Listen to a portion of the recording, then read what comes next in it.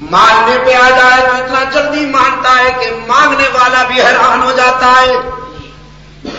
حضرت زکریا نے بڑھاپے میں بیٹا مانگا، عرض کیا الہ العالمین بے شک میرے حالات ایسے ہیں کہ اس عمر میں بیٹا نہیں ہوتا، لیکن مریم کے حجرے میں شدید سردیوں میں تازہ کھجوریں دیکھ کر میری آرزو بھی مچل گئی، میری تمنا بھی مچل گئی۔ مریم کو بے موسم پھل دینے والے قادر مطلق زکریا کو بڑھاپے میں بیٹا بھی عطا کر،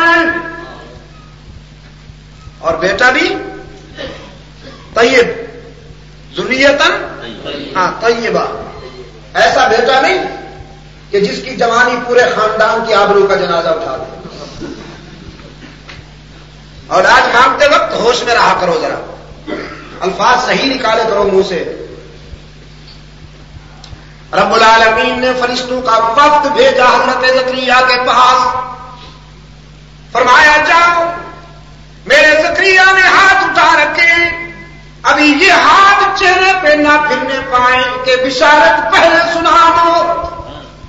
قرآن کہتا ہے فنادتہ الملائکہ وہو قائم یصلی فی المحراب ان اللہ یبشرک بیحییٰ مصدقا بکلمات من اللہ وسیدا وحصورا ونبیا من الصالحین۔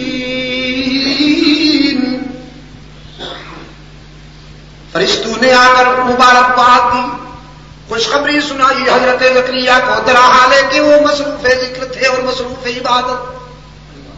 اللہ کے پیغمبر بیٹے کی بشارت سنیے، حق تعالیٰ نے فرمایا ہم بیٹا دیں گے اور اس کا نام بھی ہم خود تجویز کرتے ہیں، وہ سید ہوگا، حصور ہوگا، پاک دامن ہوگا، وہ بیٹا پسر تیرا ہوگا، پیغمبر میرا ہوگا۔